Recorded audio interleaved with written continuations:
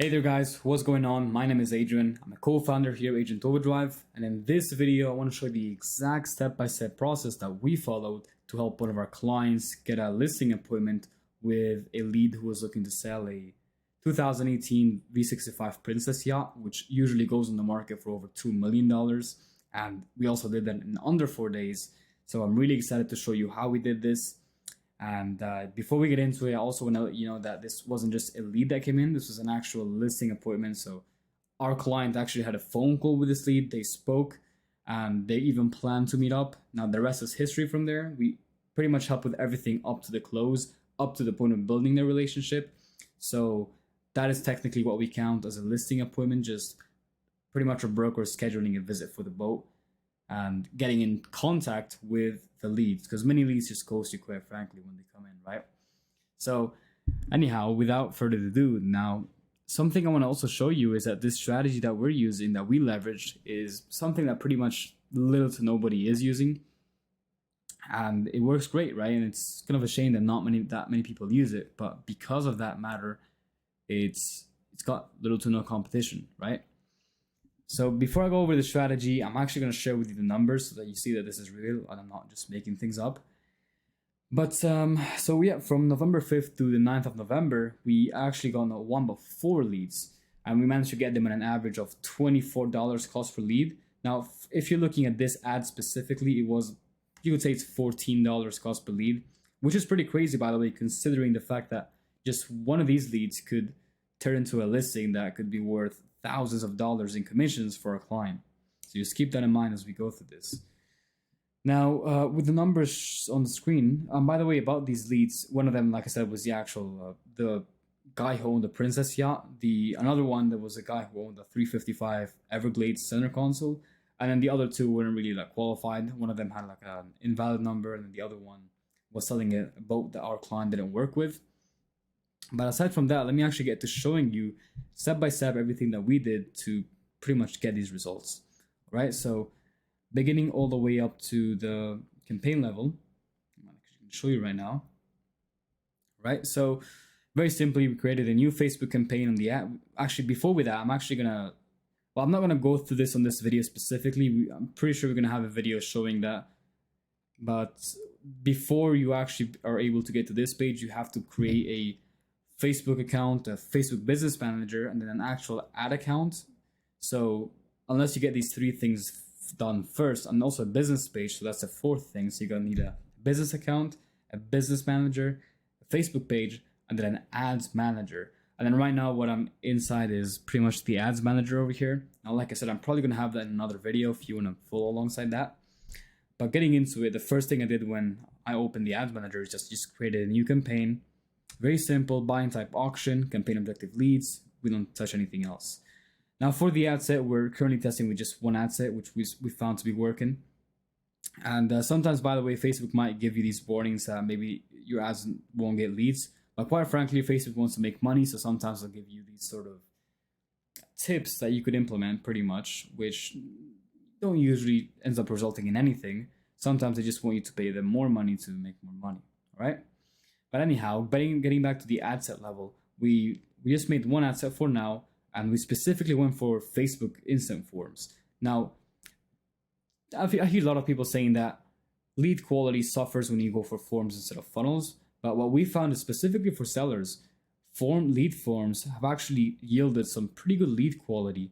So it really depends on the industry. So in some industries, using native Facebook lead forms might not really have that good of a lead quality as much as funnels.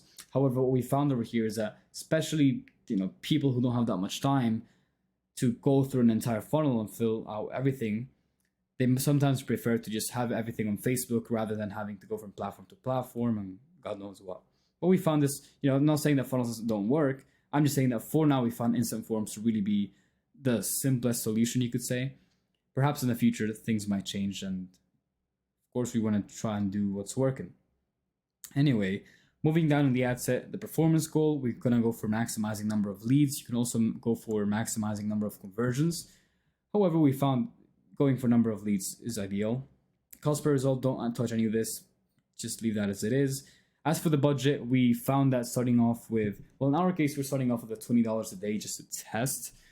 Let's say you have $1,000 of ad budget in a month. Now, you typically don't want to just go for $50 a day or $40 a day right off the bat, or maybe even more, simply because Facebook sometimes might have so much money that it won't even try to optimize for cost efficiency. It'll just try to spend all that money and get you leads.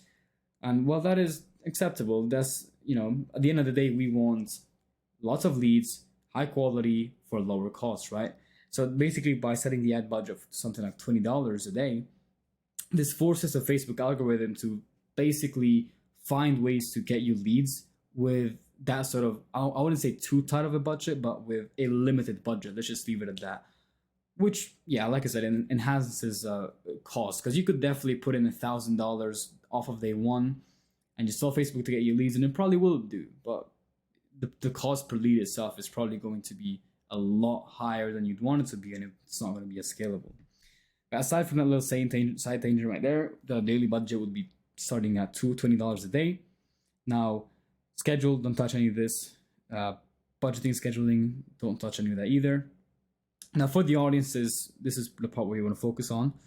Now, like I said, sometimes Facebook will try to give you tips to quote unquote help you get more leads, but sometimes they're just trying to get more money off of you. So unless you're actually not getting any leads and things are not working out, then maybe you could consider implementing those things. But I mean, for now, we haven't really found a need to use them. Now, back to the audience stuff. First of all, in terms of locations, we're going specifically for Fort Lauderdale, Miami, and West Palm Beach, Florida. If you see over here, we've got an estimated audience size of 924,000 to 1.1 million. Now, of course, this isn't the entire population in these cities. That is specifically the people who match these criteria, which I'm going to go over in a second. So to begin with, we're targeting specifically people who are age 30 to 65 plus, and we're specifically targeting people who are interested in the kinds of activities, interests, and overall things that people of higher net worth would be interested in. So for example, let me just show you this right now. So the leads that we're targeting, for example, they're interested in, say, yacht chartering, first class travel. They're frequent international travelers. They like frequent traveling. Household income for top 5% of U.S. zip codes. They're interested in the boat shows, business class, whatever. You can just put Ferrari, BMW, jet skis. What else? Even say paddle. I know a lot of yacht owners who like to paddle as a sport. So we're basically trying to target the kind of people who would own boats or might be even looking to sell them. And we're targeting those people based on what kind of things they'd be interested in. So that's how Facebook works. It's more of an interest based. So we're targeting based off interests, right? So I think I made that clear right now. If you want to just pause this or go in slow motion, these are all the interests that we're using. And very, very, very important, something that we do is we use the AND operator, which specifically tells Facebook hey, say somebody is interested in golf as a sport. We don't really care if somebody is just into golf. However, we do care if that person is into golf and yachting, because that will basically tell us that they have money and they're most likely owning yachts, right? So we basically, as an AND operator in this field, we add luxury yacht and just yacht to make sure they're interested in that, right? So you can also turn on advanced detailed targeting on Facebook. We've just tried experimenting with it, so I can't really tell you anything, but you can also not use it and it'll be fine. As for placements now, we're mainly going for Facebook and Instagram feeds. Let me just show you over here, see if it lets me. There we go. So yeah, we're going for all devices, platforms, Facebook and Instagram. So placements, Facebook feed, Instagram feed, very, very important one. Facebook Marketplace, just where a lot of sellers hang out. Facebook video feeds, you can just watch this. We're not using any stories and reels. So we're mainly using the feeds, the marketplace, and then also the search results on both Facebook and Instagram. Okay, so that is it for the ad set for now. That's everything you need to touch. Now let me actually move on to probably the most important part, which is the actual ads and the angles that we're using.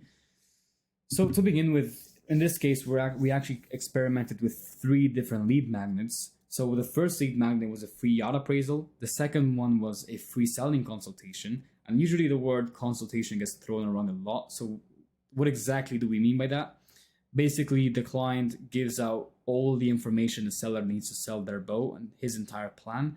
He gives all of that out away for free before anything is signed or before anything is put in place. And simply the reason being, so many yacht brokers, when they're trying to get a new listing or something, they just go, talk about boats, and it's really very unstructured. They don't really tell the prospect what exactly they're going to be delivering and the value that their work is.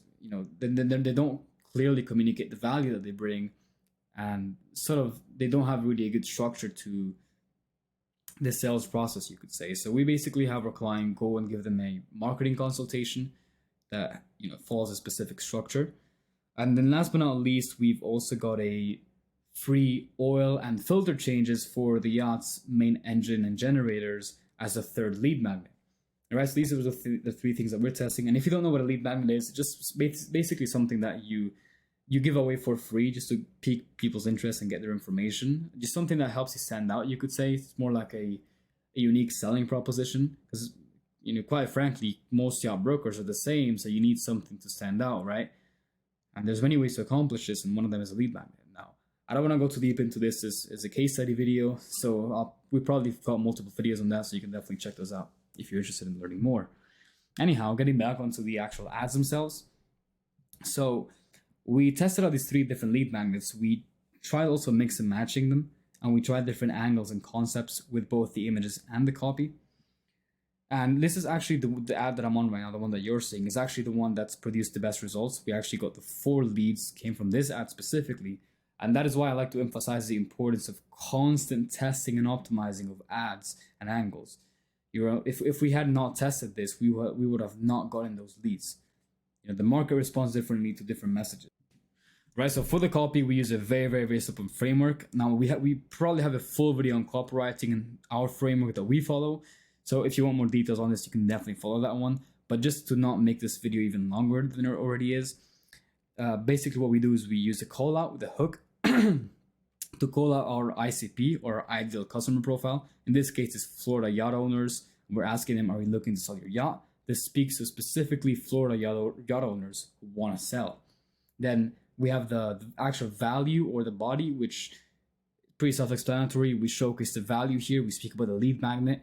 And we also speak about things like desired outcome, perceived likelihood of achievement, the risks of not working with you, all that kind of stuff. And you pretty much show them your unique selling proposition, why they should choose you.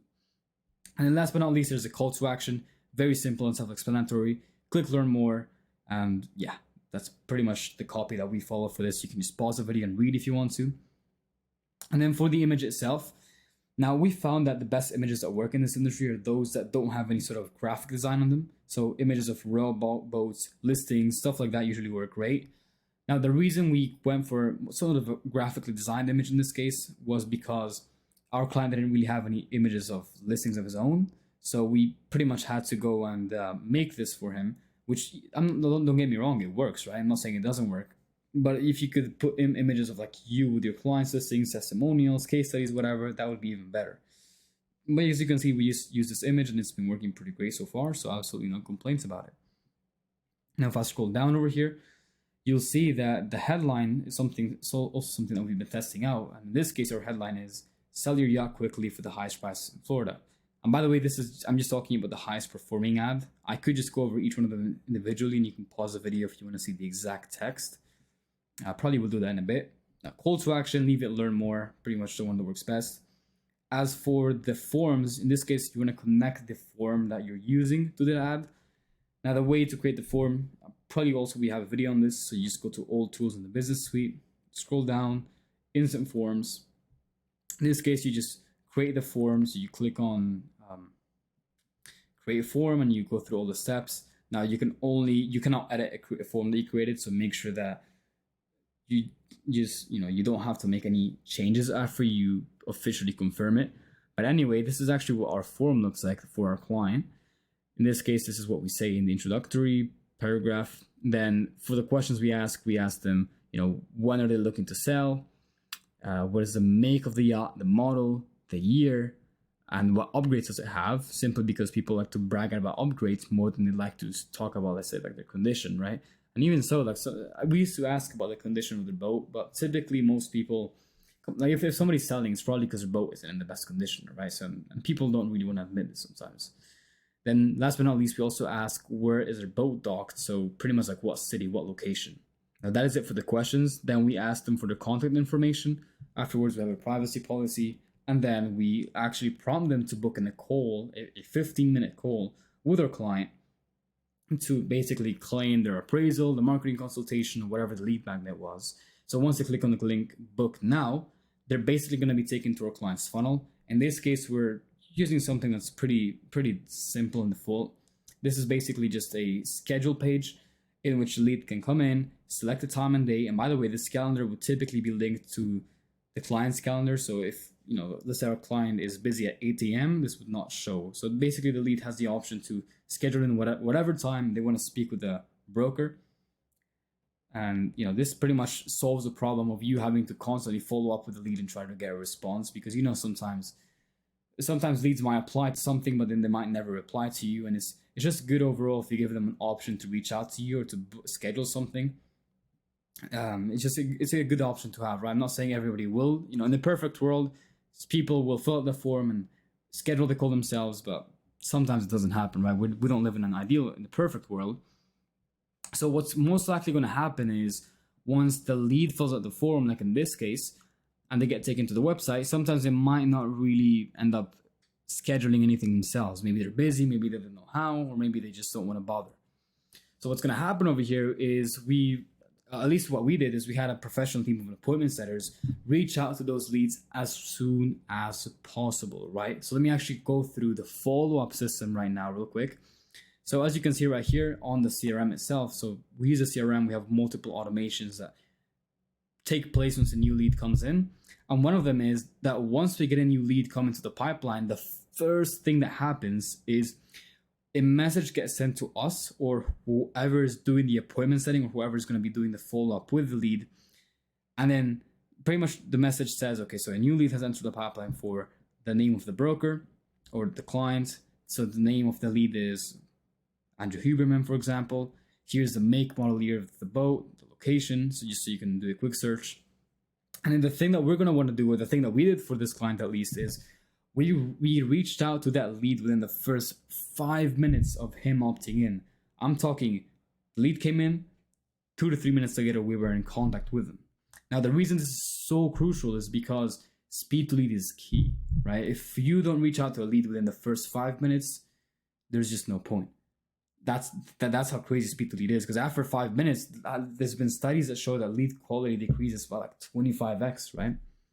And even so, like so many people these days, especially with the internet, like they've got so many options, right? Like by the time that you get back to them, they would have probably already spoken with another broker. And it's happened before where we see that if we don't reach out to a lead as fast enough, maybe we finally get in contact within a week later or a couple of days later, they might be like, oh, I'm not interested in selling, I broke my leg, I found a new broker, or I got this deal or whatever. Something always has to happen, which is why speed to lead is absolutely crucial.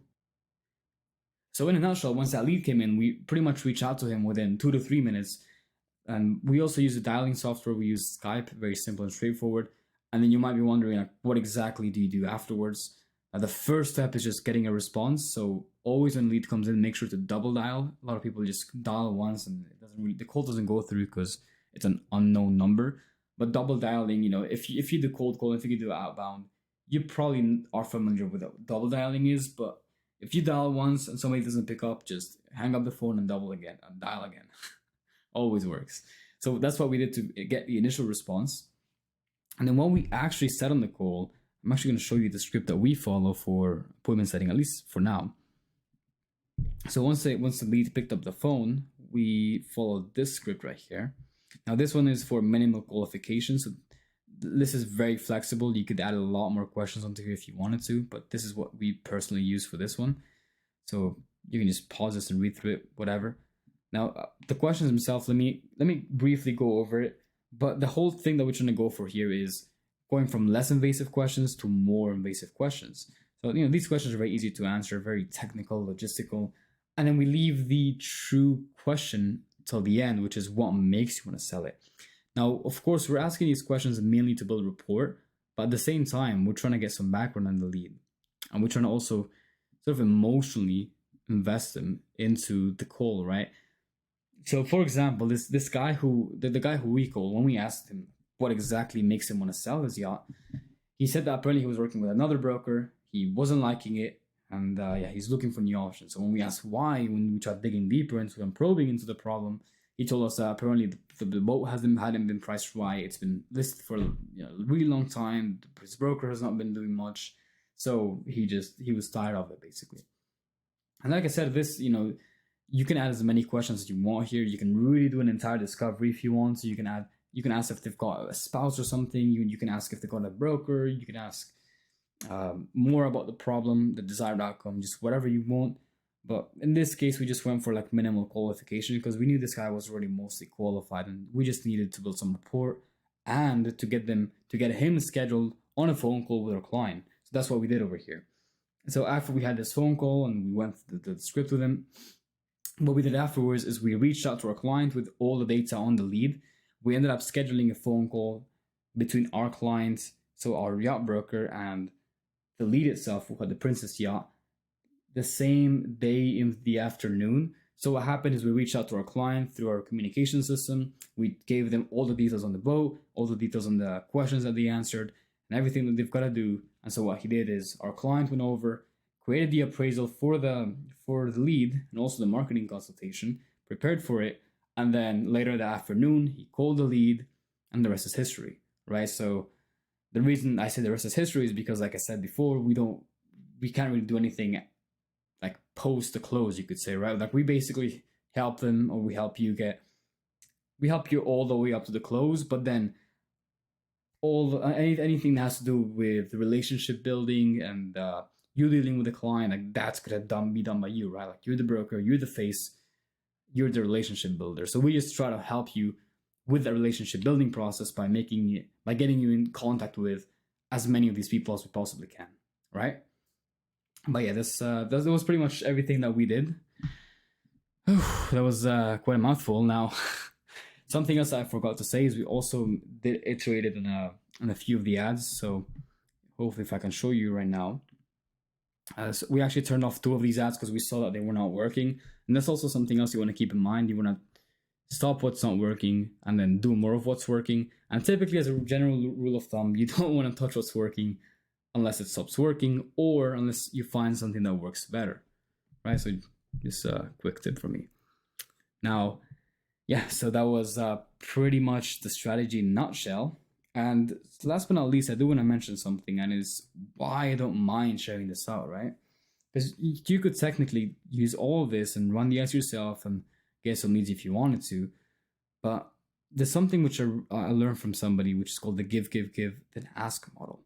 And what does this mean? Now, this is the same mindset you must have with your leads. What it means is that you don't want to be afraid to lay out all the information with them. And so many people, along with me, we had the limiting belief that giving something or giving someone away all your knowledge and strategies for free will have them do it themselves and may lose you a deal. Now, this is not true, because in reality, the more free value you give, the more trust and authority it'll help you build with your prospects, giving them that aha moment that displays everything that you'll be doing for them in a very clear manner. All right. So, and not to mention, by the way, 90% of people prefer to delegate the work. When I say the work, I mean the actual advertising and everything that we do. So even though we're technically showing you how you can do it, 90% of people prefer to still pay us to do it, simply because they've got bigger things on their plate. But not only that, but because they also don't have necessarily the experience that the service provider would have. So, and even if you do implement it yourself and you make some money from it, guess you're gonna come to solve your next problem, because that's just how life is. Every time you solve a problem, a new problem is gonna show up, right? And then so, who are you gonna come to for your next problem? You're gonna come to the guy who solved your first problem. All right. So that's pretty much how you also want to be with your clients, right? Like even if you tell them everything they have to do to sell their boat, they probably won't do it themselves. But because you've been clear with them and you've told them everything, they're going to trust you more, and they're going to come to you to execute the whole thing, right? Because it's one thing to give out all the knowledge, but it's something else to execute the whole thing. And that's why this strategy works so great, really. That's why you see so many of the people who give away their best secrets typically are the ones who get the most clients. That's simply because they're not afraid to give and then ask. Make sense? Well, I mean, I'm pretty sure we're going to have a few more videos talking about this, so just feel free to go look for them somewhere in the channel, right? Anyway, if you've watched this far, thank you for watching. I know this video is quite long. With that said, take it easy and please be sure to leave a like, subscribe, and then share this with whoever you think could find this valuable, right? Peace out.